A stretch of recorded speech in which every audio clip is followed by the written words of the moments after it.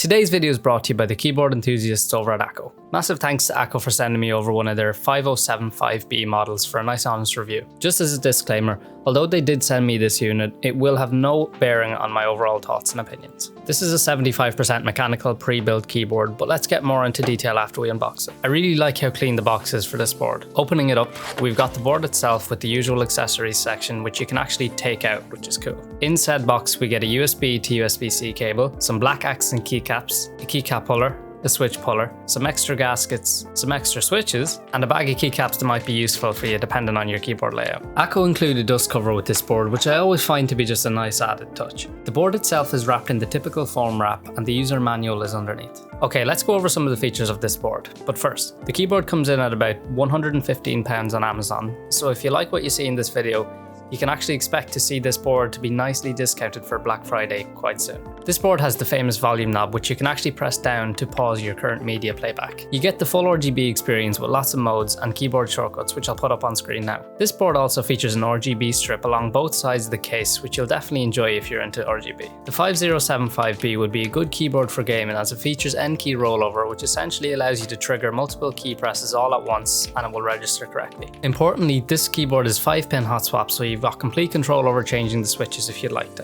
Akko also shipped their Cloud Driver software, which allows this keyboard to be fully programmable. Again, for gaming, being able to program your macros is huge. The tri-mode connectivity we've come to expect is also present on this board. When in wireless mode, Akko rate this board for about a week's use with its 3000 mAh battery. In reality, you can expect that to be significantly less if you're going to be using it for long gaming sessions or work with the RGB lighting on. You can also find your desired type and angle with the adjustable feet. So you can see the board is definitely well equipped with features, although a lot of these features are things we've come to expect these days. That being said, Akko didn't cut any corners here. Did I mention the board is extremely aesthetically pleasing and you can customize it to your liking with the included accent keycaps we saw earlier. If you're enjoying the video thus far, any interaction would be appreciated, and it would also be greatly appreciated if you stuck around to the end, as the watch time really helps. With the feature set out of the way, let's open up this board and see what's inside. The keycaps are these white cherry profile keycaps which feel great to type on. The legends are double shot printed, which makes them extremely durable and won't fade away over time. I chose Akko's Cream Yellow Pro switches, which are a 5-pin smooth linear, but the Cream Blue Pros are also available for a tactile option. With the main components removed, we can continue disassembly. First, we've got the top plate. This is a gasket mounted system, so I'm removing the gaskets to continue taking it apart. To free up the rest of the layers, I'm carefully unplugging these two cables. This keyboard comes with a polycarbonate plate, which works well with the gasket mounting system and contributes to that talkie sound.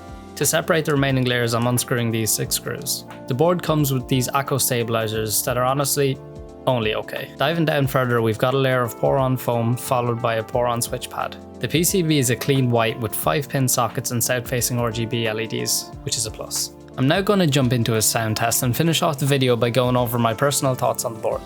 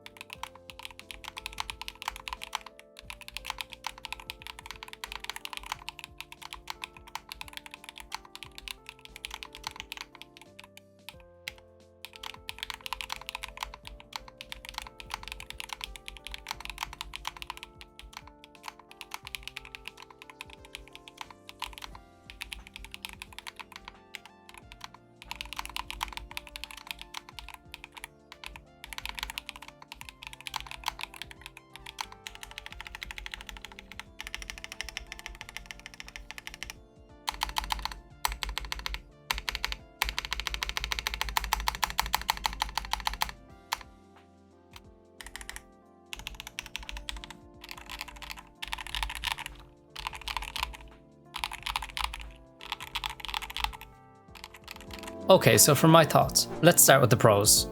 For the price, this board is absolutely packed with features and ships with buttery smooth switches for a great typing experience. It's got the features it needs to be able to be used for gaming, not to mention it looks incredible. For the cons, well, the only con I see is the stabs definitely have some ticking, which isn't pleasant. This, however, is something you could definitely resolve yourself with some minor modding. Overall, I'm really impressed with Akko on this board and definitely recommend giving it a try if you're in the market for a new keyboard that can do it all.